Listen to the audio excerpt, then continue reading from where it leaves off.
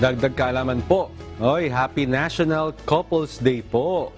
Sa mga mayroon ng partner, makinig po kayo mabuti. Doon naman sa mga wala pa, wala po tayong magagawa dyan. Alam ba ninyo na kapag ang dalawang nagmamahalan ay nagkatinginan, nagsasabay po ang tibok ng kanilang puso? Ayon po yan sa mga eksperto ha. Sinasabi rin na mas matagal daw nabubuhay ang mga taong may minamahal kaysa mga single dahil sa emotional at social support na ibinibigay ng kanilang partner.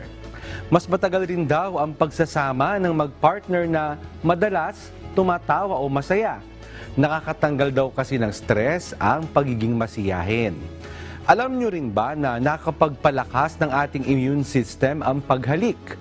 Pinaniniwalaan na ang palitan po ng microbes during kissing ay nagpapalakas ng immunity.